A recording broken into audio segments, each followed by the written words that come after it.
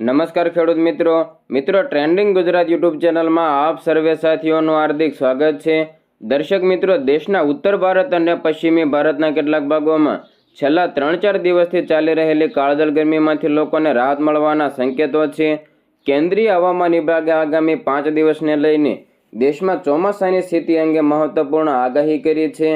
IMDના જણાવ્યા પ્રમાણે આગામી 2 દિવસ દરમિયાન છત્તીસગઢ, ઓડિશાના કેટલાક વિસ્તારોમાં અને આ પછીના 3 દિવસ એટલે કે સોમવારથી બુધવાર દરમિયાન ગુજરાત, પશ્ચિમ બંગાળ, ઝારખંડ અને બિહારના કેટલાક ભાગોમાં દક્ષિણ પશ્ચિમ ચોમાસાને આગળ વધવા માટે પરિસ્થિતિઓ અનુકૂળ છે।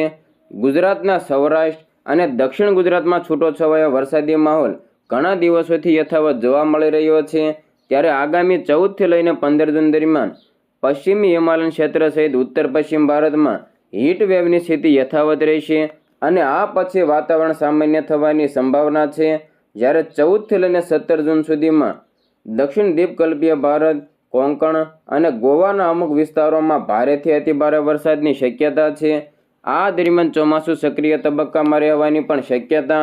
મિત્રો, દક્ષિણ દ્વીપકલ્પીય ભારતની વાત કરીએ તો આગામી 7 દિવસ દરમિયાન કેરળ, માહે, કર્ણાટક, લક્ષદ્વીપના અનેક વિસ્તારોમાં હળવાથી મધ્યમ વરસાદની સંભાવના છે।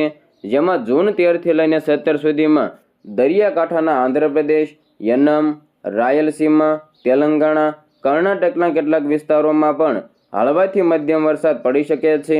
આ સાથે વીજળી, વાવાઝોડું અને 40થી લઈને 50 કિમી પ્રતિ કલાકની ઝડપે પવન ફૂંકાવાની પણ સંભાવના છે। જ્યારે આગામી 14થી લઈને 18 જૂન દરમિયાન તમિલનાડુ, પુડુચેરી, કરાઈકલ, આંધ્રપ્રદેશ, માહે, કેરળ, કર્ણાટક, તેલંગાણાના અલગ અલગ વિસ્તારોમાં ભારે વરસાદની સંભાવના છે।